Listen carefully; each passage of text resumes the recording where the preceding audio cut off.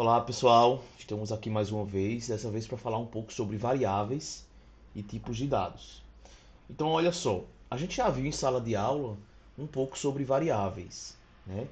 Eu até comentei com vocês que eu enxergo variáveis como se fossem caixinhas onde a gente pode trabalhar com dados informados pelos usuários, mas também não somente isso, tá?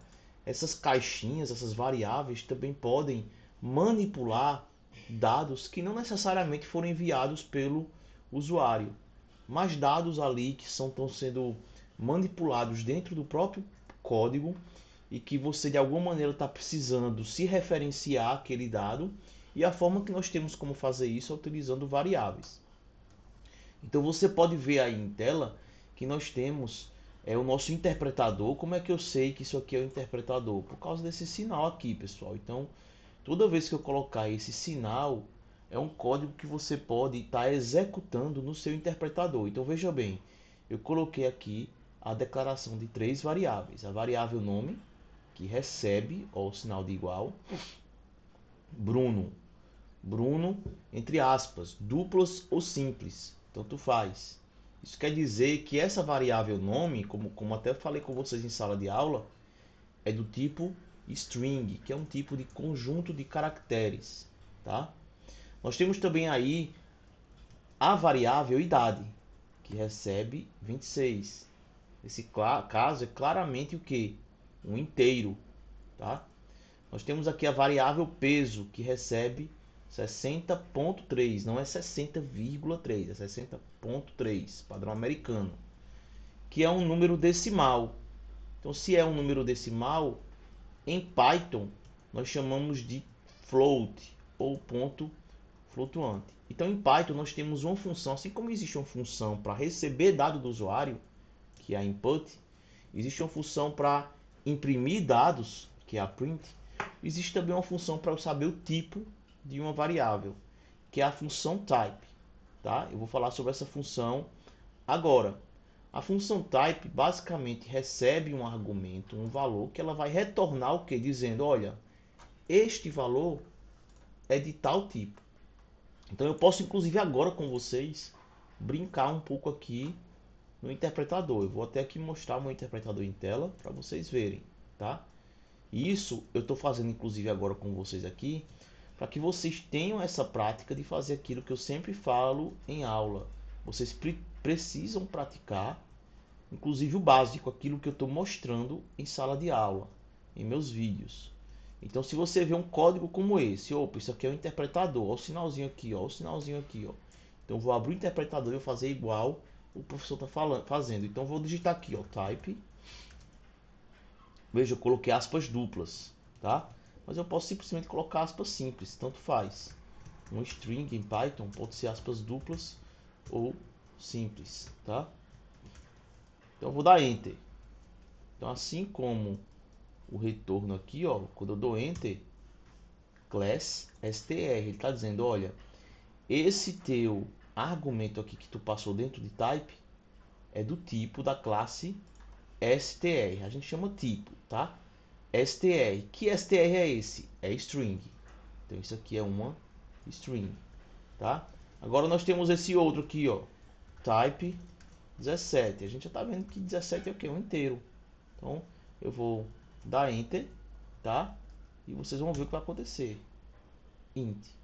E a gente poderia continuar brincando disso, ó, com esse 3.2, retorna um float. E olha agora, eu coloquei type true. O que ele me retorna? Bool. É um outro tipo. O tipo bool é aquele tipo que a gente viu frequentemente ali nas nossas aulas de lógica. É o tipo booleano, é o tipo que me permite ter verdadeiro ou falso. True é verdadeiro em inglês. Então, se você colocar inclusive isso aqui assim, ó, type true com ele minúsculo, olha o que vai acontecer. Um erro. Então, lembrando que Python é case sensitive. O true, assim como o false, tem que ter a primeira letra maiúscula. Então, type false. Tipo booleano. Type true. Tipo booleano, tá bom? Então, essa função ela também pode ser utilizada, a função type, para retornar tipos de variáveis. Afinal, variáveis representam valores. Então, se eu tenho uma variável, uma caixinha que guarda um inteiro, é como se essa variável fosse o próprio inteiro. Então, qual é o tipo da variável? Inteiro. É aquela analogia que eu mostrei em sala de aula, das gavetas. Uma gaveta de garfo e faca, eu não posso guardar uma camisa, tá? Então, a gente tem que entender isso, que as variáveis também têm tipo. Então, se eu colocar aqui type alô mundo, ele vai me retornar, que é um str. Agora, se eu declarar uma variável mensagem, ó, vou colocar aqui para vocês verem também no meu idle, tá? Vou declarar aqui uma variável. Mensagem é igual, vou colocar uma mensagem qualquer. Oi, tudo bem? E agora eu quero saber o tipo dessa variável. Type mensagem. Olha só, é um str, que é o que eu mostro aqui no meu slide. Ou seja, variáveis representam o quê? Valores. Então a gente já viu aqui que nós temos 4 tipos em Python. str, que é string, inteiro, que é o int, float, que é o ponto flutuante, que é a mesma coisa que decimal, e o bool, que é o booleano, tá? Vamos agora dar uma trabalhada em cima do tipo string. Então, alô mundo, assim como oi Bruno, oi, ou qualquer outro tipo de mensagem, que é um conjunto de caracteres, é um string. E a gente já conversou aqui sobre isso, né? Então, se é um string, e um string é um conjunto de caracteres, eu quero que vocês entendam que cada caractere tem uma posição dentro da string, tá? E essa quantidade de caracteres da string representa o tamanho da string. Então observe a palavra Bruno. Se cada caractere tem uma posição, você tem que entender que a primeira posição, na verdade, a gente chama de posição zero. Então, se a primeira posição é a posição zero, qual é a posição do caractere n? 0, 1, 2, 3. 3. E qual é o tipo, ou melhor, qual é o tamanho da string Bruno? 5, porque tem 5 caracteres. Tá? Então vamos para cá.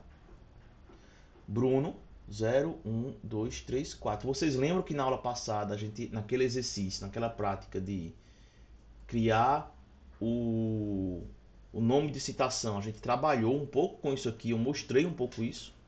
Pois é, agora estou mostrando de forma mais profunda. Nós temos aqui as posições e aqui o conteúdo da string. E aqui nós sabemos, olha, o caractere n na posição 3.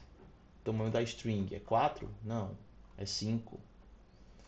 E agora, hoje é um belo dia. Hoje é um belo dia, olha só.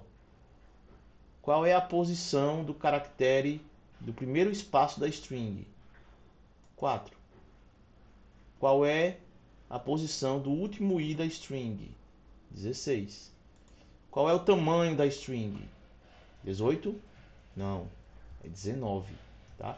A gente pode brincar com isso aqui, ó. Eu vou pegar, fazer o seguinte, para vocês verem. Eu vou colocar aqui, ó, mensagem MSG. Hoje é um belo dia. Aí eu posso, ó, MSG 16. O que é que ele vai me retornar? I. Então, que é isso aqui, ó. I.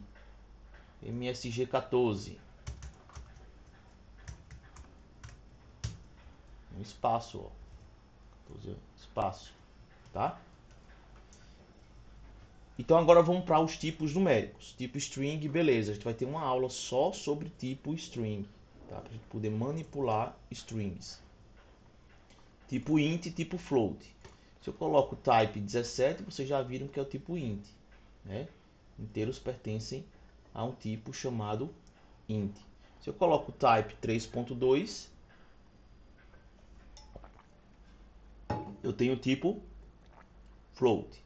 Com esses tipos numéricos eu posso fazer operações aritméticas, como soma, subtração, multiplicação e divisão, tá?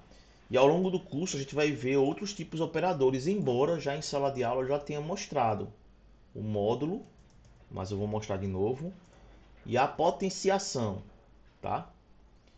Então olha só, o float é o tipo decimal de Python. É muito comum essa palavrinha float se referenciar no mundo da linguagem de programação para números decimais. Então, no lugar de ponto, no lugar de vírgula, a gente usa ponto porque é o padrão americano, tá? O tipo bool é o tipo lógico de verdadeiro ou falso, que pode ser true ou false, tá? E daí a gente vai para a escolha de nomes de variáveis, que eu quero que vocês tenham bastante atenção com isso. Existem algumas regras em Python, assim como toda linguagem de programação, de nomes de variáveis. Uma primeira regra não é obrigatória, mas é bom que você siga, tá? É que nomes de variáveis, elas podem ter tanto letras como números, mas é importante que você entenda que o nome deve sempre começar com letra minúscula. Se um nome de uma variável você quer que tenha um nome completo, assim, um nome composto, melhor dizendo, por exemplo, você vai armazenar o nome do usuário, o nome completo do usuário. Então eu posso ter uma variável assim, ó, nome completo, o nome da variável, nome completo, igual Bruno Neiva Moreno. Pronto, veja que eu alternei na segunda palavra da variável com C maiúsculo, tá? Mas não é que dá erro, não vai dar erro. Se eu der Enter com um N maiúsculo, não deu erro, mas não é uma boa prática de programação, tá? O mais correto seria você fazer isso aqui, ó. Um N minúsculo, tá? N minúsculo. Mas em Python, assim como em toda linguagem de programação, também não posso usar nome de variável como nome de comandos da própria linguagem. Por exemplo, um comando de Python é o if. Eu não posso ter uma variável com o nome if, tá? Eu não posso ter nomes de variáveis que começam com um número. Por exemplo, isso vai dar erro por causa do 4. Nem nome de caractere, nem uso de caractere especial, perdão. Por exemplo, eu não posso ter uma variável assim, certo? Tem que iniciar com letra, e é ideal que se inicie com letra minúscula, tá? Então é isso. Agora vamos avaliar alguns probleminhas aqui que eu quero que vocês inclusive pensem antes de passar para os próximos slides. Olha só esses códigos. Eu tenho aqui esse código e eu quero que vocês digam quais foram os erros que foram ocasionados aqui. Eu quero que vocês pensem a respeito, tá? E depois, na próxima aula, eu quero que vocês me expliquem o porquê desses erros. Agora olha esse problema aqui. Como imprimir o estado, a cidade e o bairro do usuário em uma linha só, conforme segue. Então olha só, eu tenho aqui, ó, estado do usuário. Estado é uma variável, vai receber esse valor do usuário. Então veja que se eu colocar aqui no meu ID, ó, estado é igual input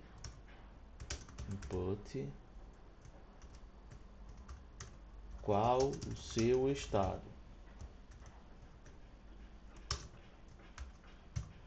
Aí o usuário vai ter que informar, ó, Paraíba, certo?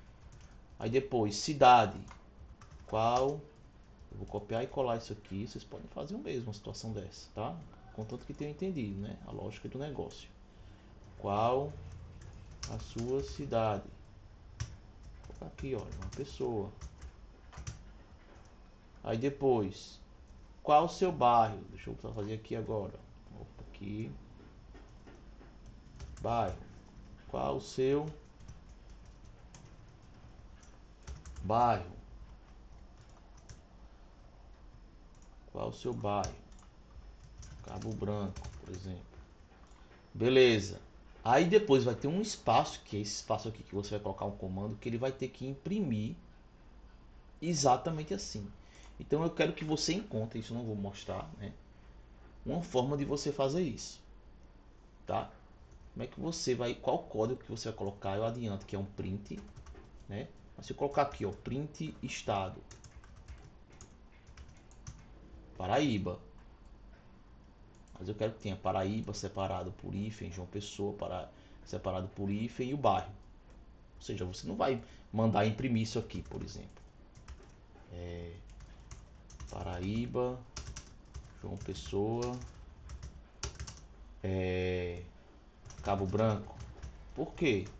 Porque essa string não foi a que o usuário passou. Eu quero que quando for a informação do usuário seja a informação a ser impressa, tá? Aí o terceiro problema.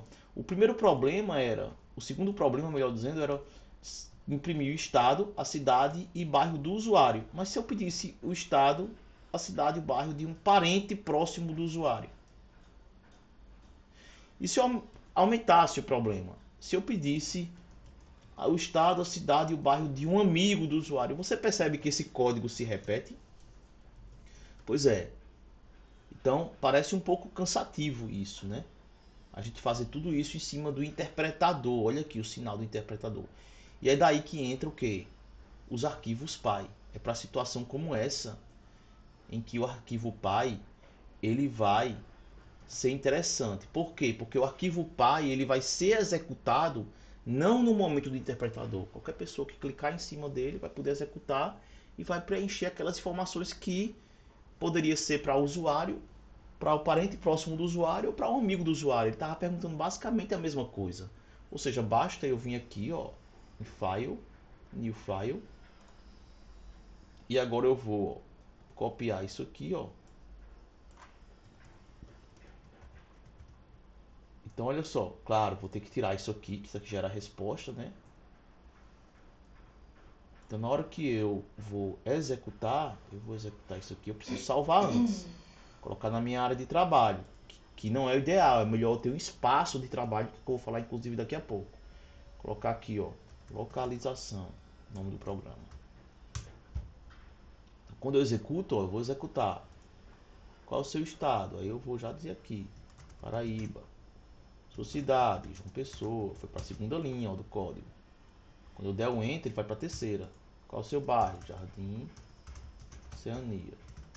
Beleza, mas como eu mostrei no slide, eu quero mais uma linha para quê? Para imprimir tudo isso. Então, gente, o que eu quero que vocês entendam é que um arquivo PY, ele é um arquivo que me permite ser executado em qualquer momento, tá? É diferente de eu programar em cima do interpretador. O interpretador é um local para eu executar comandos, mas para que você tenha a capacidade de programar usando arquivos PY, você tem que organizar o seu espaço de trabalho, tá? Então esse espaço de trabalho a gente tem usado até aqui o que? A área de trabalho do seu Windows, tá? Então para esse problema anterior, certo? Você vai ter a solução que é, olha só essa solução aqui. Você pode criar esse arquivo PY, que eu chamei de dados PY, desculpa, dados pessoais.py, e veja, imprimir estado, cidade e bairro separado por vírgulas. Olha o que acontece. Se eu imprimir isso aqui, ó, print estado,